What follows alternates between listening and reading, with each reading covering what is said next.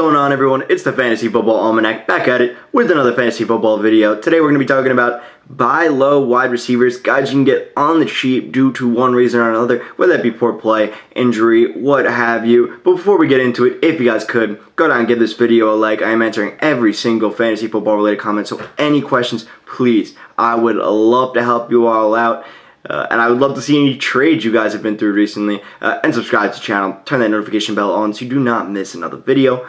But with that, guys, let's hop right into it with our first wide receiver. So the first guy I want to talk about is Jared Goff's favorite wide receiver, Amon-Ra St. Brown. And Amon-Ra St. Brown has looked absolutely godly since his breakout in 2021 during week 13 or so of last year, where he was putting up such a dominant stretch that the only wide receiver ahead of him was Cooper Kupp during his best wide receiver season of all time. Not only that, Amon-Ra St. Brown is 23 years old. It's only his second year in the NFL. So far this year, we've seen him have a 35-point showing with 12 targets and 9 receptions, but we see him consistently get 9, 10 targets a game. And if you're getting that, as long as you're not Deontay Johnson having the 5 yards a catch, you're going to be good in the NFL. And Amon-Ra St. Brown does have more than 5 yards a catch. Currently, he's averaging 10.23 yards a catch, which is right in line with what he did last year of 10.13. So we know this type of work is sustainable for him. And not only that, TJ Hawkinson is now gone, meaning that there's going to be a lot of targets opening up for Amon-Ra St. Brown that would otherwise not have been there. Yes, Jameson Williams is coming back, but at this point, he is at least 2 weeks from return. And not only that, we don't know how he's going to be once he comes back and actually plays games in the NFL. Remember, he's coming off a brutal injury, and these are going to be his first games in the NFL. They're probably going to want to take it slow with him, especially because the Lions are not making the playoffs this year. So this means that Amon-Ra St. Brown will be consistently receiving 10 targets a game, with his primary competition for targets right now being a running back who hasn't been able to stay on the field at all this year, and the wide receiver 2 of Josh Reynolds and Khalif Raymond. I am not worried about Amon-Ra St. Brown's quantity of passes at all. What about the quality? Last year, we saw during the last 6 games of the season, when TJ Hawkinson was out, when DeAndre Swift was out, just get absolutely dominant target shares. 12 targets, 12 targets, 11 targets, 11 targets, and over 90 yards in pretty much all of those games, and a touchdown in almost all of those games. So we know even when he is the lone wide receiver, he can produce at an elite level. But so far this year, it has been a little bit poor for him because, for one, from weeks 4 through 7, he has been dealing with a little bit of an injury at 32% of snaps, 17% of snaps, and not playing at all in week 4, but then comes back week 8 and week 9. Doesn't really look like himself, still gets the target volume, but only 69 and 55 yards. What we're looking for here, again, is target volume, and that's what he's getting. We saw his breakout last year. We saw him break out at the beginning of this year. I think he's an undervalued player right now. People probably are excited about him and won't be willing to trade him for very little. But if they are a team that needs to win now, they're 4-5, 3-6. I think Amon-Ra St. Brown is somebody they really can't trust, really can't rely on due to his injuries. And because he hasn't been that good so far this season, I would absolutely go and pick him up. The second guy I want to talk about, a guy that's been on my buy low list for a long time now, it's Chris Godwin. Chris Godwin, we've seen him get a ton of targets again to start the season. The same type of case with Amon-Ra St. Brown. I mean, 10 targets, 12 targets, 13 targets, 11 targets. This guy's getting 10 targets almost every single game. The yards haven't necessarily been there. I mean, topping out over 80 yards one time so far this season, and the touchdowns most certainly have not been there. I mean, he hasn't had a single touchdown so far this season, despite having 42 receptions and 65 total targets. But still, in 7 games, he is averaging a little over 60 yards a game, even despite only coming back from this ACL injury fairly recently. And the fact that he could still be a decent wide receiver option for you while not scoring any touchdowns, I mean, 10 points, 7 points, 8 points, 12 points. This is a guy who can at least put up a nice floor, and he hasn't gotten a single touchdown.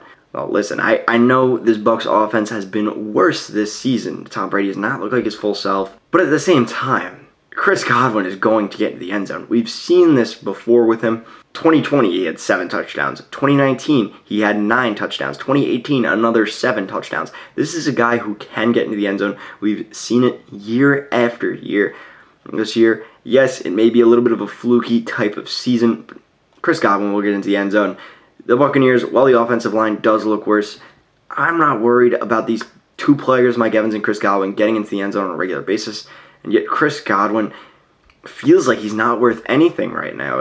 You can definitely go out and get him for some depth pieces, honestly. You do a 2-for-1 deal, wide receiver, running back, go out and get Chris Godwin. I think that's an absolutely fair deal because he's due for positive a touchdown regression so far later in the season.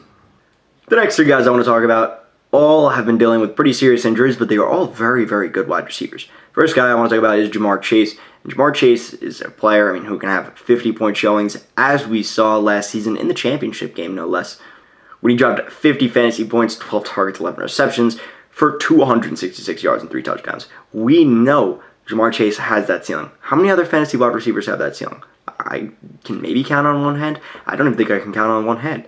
Tyreek Hill, maybe. Justin Jefferson, maybe. Cooper Kupp. That's it. That's all we got. Stephon Diggs. That's it. Those are the only wide receivers with the Ja'Marr Chase type ceiling on any given week. And the thing we care about here, again, is playoffs. We want to build the best possible team, the best possible roster for our playoffs. Because once you're in the playoffs, it's anyone's game. Anyone can win it. So you want to maximize your chance of winning in the playoffs. Ja'Marr Chase is a guy that can do that. Well, in the short term, he will hurt your team. If you can afford to take even a somewhat decent risk of missing the playoffs to get a guy like Ja'Marr Chase, I think it is absolutely worth it. Considering Ja'Marr Chase did not land on IR, which is actually huge, considering most people were expecting him to land on IR, well, he might not be 100%. They do have a bye this week, which will give him an extra week of rest. Not that he was expected to play this week anyways, but we could expect him back week 13 against the Kansas City Chiefs, week 14 against the Cleveland Browns, and that's just in time for him to get back into the swing of things during week 16 against New England and week 17 against Buffalo. Well, Ja'Marr Chase is going to cost you a pretty penny. I actually almost was able to get a trade through in my main league to get Ja'Marr Chase for Raheem Mostert, Donta Foreman, and Gabe Davis. Unfortunately, the owner realized that was probably a bad trade, but I was almost able to get it through, and you might be able to package a similar type of depth pieces to go out and get Ja'Marr Chase. But that's it for Ja'Marr Chase. We all know he's going to be a really, really good wide receiver when he's healthy. But now let's move on to another two wide receivers that are unhealthy right now, but are also very, very good players. And these are guys I kind of wanted to combine together, Mike Williams and Hollywood Brown. I'll start with Hollywood Brown first. He is on IR, which is a little bit more concerning, but it now has been 3 weeks since his IR sted. They probably will hold him on IR for the next 3 weeks at least, and then he goes into bye. And then weeks 14 on, weeks 14 through 17, you will have him back to absolutely dominate your league. And the thing with Marquise Hollywood Brown is that a lot of people are thinking now, and rightfully so, that DeAndre Hopkins is the wide receiver 1. He is going to be the wide receiver 1. But the Cardinals offense throw at a ridiculous rate, a rate that I think few would expect. Like, if I had told you that Kyler Murray was going to be second in pass attempts to start the season, I think you'd think, no way. I think you'd think this is crazy. He's ahead of Justin Herbert. Yes, Justin Herbert's at his bye, but Justin Herbert has been slaying the ball 50 times a game. The only player who's behind is Tom Brady. So Kyler Murray throws the ball a lot. We see Rondale Moore getting 10 targets a game. We see DeAndre Hopkins getting 10 targets a game. When Marquise Hollywood Brown is back, I can't see any way for him not getting 10 targets a game, unless Rondale Moore somehow takes over the wide receiver 2 type role. But the thing is, Marquise Hollywood Brown is a very different receiver from DeAndre Hopkins and from Rondale Moore. Rondale Moore is more that speedster, line of scrimmage type of wide receiver. DeAndre Hopkins is more that 50-50 ball, go up and get it kind of guy. Marquise Hollywood Brown is the type of receiver who's a very speedster, deep threat type of wide receiver. He's the opposite of Rondale Moore, where Rondale Moore is like that jukey type of player. Marquise Brown just has all-out burner level speed, 4.2, 4.3 level speed, and I say that with no exaggeration. And we saw the first 6 weeks of the season, Marquise Hollywood Brown looked really, really good. Getting 10, 11 targets a game. Even week 3, getting 17 targets, 14 receptions. He was a top 6 wide receiver before the injury. And, well, yes, he will be the wide receiver too. I think this is almost a good thing for Brown because he was not able to go deep at all during any of these games because he was a wide receiver 1.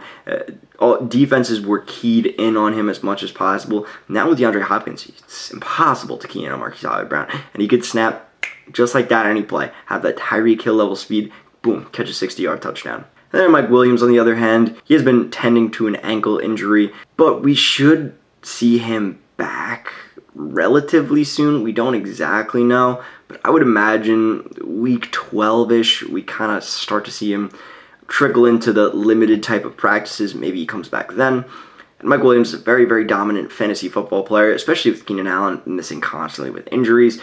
We expect Mike Williams to be utilized as that wide receiver 1. And again, this is another player getting 10 targets a game. And like I said before, the Chargers are a very, very pass-happy offense. I mean, Justin Herbert has the 3rd most pass attempts in the league, despite having a bye in Week 8. I think Mike Williams is absolutely worth it to go out and get. He still looks like a very, very good player, I mean, despite what happened. And we've seen him do it before last year when he was the wide receiver 12 in PPR. He can get the job done. I think he's an absolutely fine go out and get player. One of those guys that's going at a discount because of his injury. The last player I think you should go out and get is Allen Lazard. And the reason why I put him last is because he's not really a buy low player. I mean, he's had 16 fantasy points last game. Yes, he was injured the week before. But pretty much every single game he's had a touchdown and salvaged his performance with that. But the thing is, he's also getting 8 targets a game, 9 targets a game. Even last week getting 10 targets in a single game against Detroit. We can expect to see Allen Lazard dominating this wide receiver 1 role now that Romeo Doubs is out. And Allen Lazard's the only wide receiver Aaron Rodgers can trust. And Aaron Rodgers is a very trust-based quarterback. So, well, yes, I know that Allen Lazard is not really a buy low candidate right now. I think he's an undervalued type of asset, primarily because there's no one else on this offense. I mean, Aaron Jones limited this week. We don't know if he's going to play, and even if he does, we don't know how well he's going to play. A.J. Dillon has been disappointing this season, so it's really going to be the Allen Lazard show. Yes, Dallas has a pretty tough defense this week, but at the same time, Allen Lazard, if you're getting that level of target volume, you can't be worried about something like that. When you're getting targets like that, it's impossible to be unhappy. And I think it's safe to say that unless you live in Green Bay, Allen Lazard is not going to cost that much as a wide receiver. I imagine you can get him, again, for like a 2-for-1 type of deal, give away some depth for Allen Lazard. But anyways, guys, that is going to be it for the video. I hope you guys did enjoy. If you did, please go down again, leave this video a like. I'm answering every single comment. I would love to help you all out. And subscribe to the channel, turn that notification bell on so you don't miss another video. As always, guys, have a good day, a good night, and a good life.